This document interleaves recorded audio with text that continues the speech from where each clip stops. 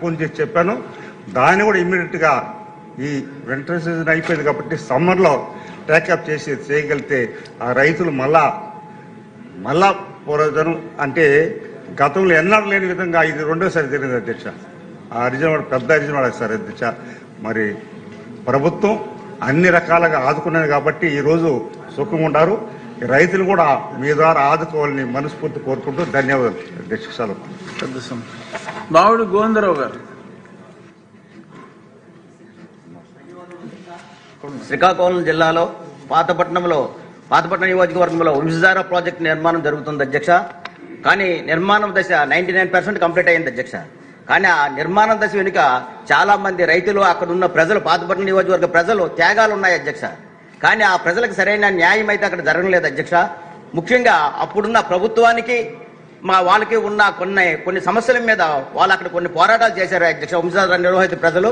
కానీ వాళ్ళ మీద కొన్ని కేసులు ఉన్నాయి అధ్యక్ష. ఇప్పుడు కూడా వాళ్ళు కేసులతో బాధపడుతున్నారు అధ్యక్ష. ఎందుకంటే 20 ఎకరాలు ఉన్న రైతు కూడా ఈ రోజు భవన నిర్మాణ కార్మికులుగా హైదరాబాదు, చెన్నై వెళ్ళి వలస వెళ్ళి పనిచేస్తున్నారు అధ్యక్ష. వాళ్ళు అక్కడికి వెళ్ళి ఆ కేసుల మీద మళ్ళీ రిటర్న్ రావడం అనేది జరుగుతుంది అధ్యక్ష.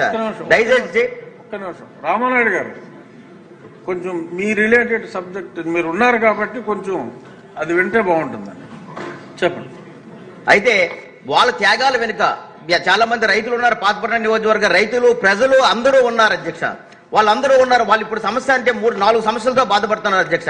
అంటే 99% ప్రాజెక్ట్ కంప్లీట్ అయిపోతుంది, అతి తక్కువ టైంలో ప్రజలకు అక్కడ అంకితం ఇవ్వబడుతున్నారు అధ్యక్ష. అయితే అక్కడ ఉన్న ప్రజలు, ప్రాజెక్టు కోసం త్యాగాలు చేసిన ప్రజలు బాధపడకూడదు అధ్యక్ష. ప్రభుత్వాలు కూడా గుర్తించాలి అధ్యక్ష. వాళ్ళ మీద అప్పుడు కొన్ని అనాలోచిత కారణాల వల్ల, కొంతమంది ప్రేరేప శక్తుల వల్ల, వాళ్ళ ప్రభుత్వానికి వాళ్ళకి అనుసంధానం లోపం వల్ల వాళ్ళ మీద కొన్ని కేసులు పెట్టడం అనేది జరిగింది అధ్యక్ష. ప్రాజెక్ట్ కంప్లీట్ అయిపోతున్నా సరే ఇప్పుడు వరకు కూడా వాళ్ళ మీద కేసులు ఎత్తివేయలేదు అధ్యక్ష. దయతలిసి ప్రభుత్వాలు దృష్టిలో పెట్టుకొని వాళ్ళ మీద ఉన్న కేసులు ఎత్తివేయాల్సిందే అధ్యక్ష. ఎందుకంటే 20 ఎకరాలు ఉన్న రైతు కూడా ఆ రోజు ధనధాన్యములతో అష్టైశ్వర్యంతో ఉన్న రైతు ఈ రోజు కూలి పని చేసుకుంటూ చెన్నై, హైదరాబాద్ వెళ్ళి వలసగా వెళ్ళి పనిచేస్తున్నారు అధ్యక్ష. వాళ్ళకి పిల్లలేమో ఎక్కడికో వెళ్ళి పని చేసుకోవాలంటే వాళ్ళకి కేసులు ఇబ్బందిగా ఉంది అధ్యక్ష.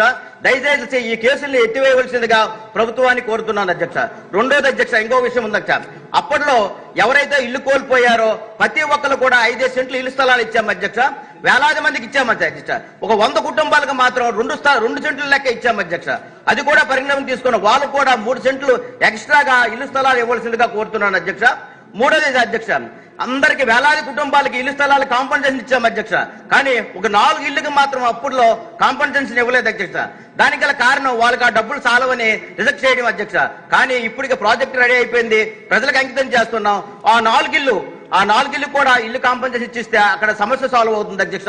లాస్ట్ అధ్యక్ష, గత ప్రభుత్వం సైకో ప్రభుత్వం మీ అందరికీ తెలుసు.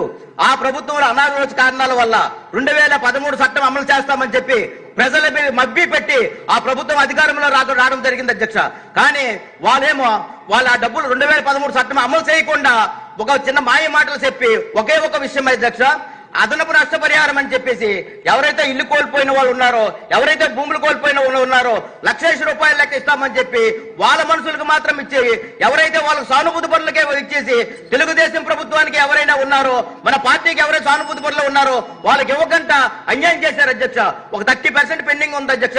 దయచేసి ఆ 1,00,000 రూపాయలు నష్టపరిహారం కూడా అందరికీ ఇవ్వాల్సిందిగా కోరుతున్నాను అధ్యక్ష. తమ ద్వారా ఈ 4 సమస్యలు కూడా పరిష్కారం చేస్తారని ప్రభుత్వానికి విన్నవించుకుంటున్నాను అధ్యక్ష. ధన్యవాదాలు అధ్యక్ష. కేఎస్ఎన్ రాజు గారు, చోడవరం. మా చోడవరం నియోజకవర్గం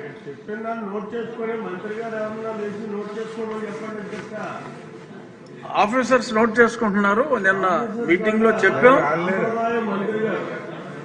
కన్సర్న్ ఆఫీసర్స్ ఉన్నారు, మీకు కనపడతలా ప్రతిదీ.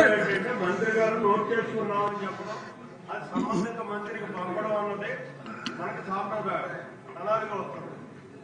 దాన్ని చేస్తే అందంగా ఉంటుంది. మనం ఏంటంటే నెహ్రూ గారు 0 అవర్లో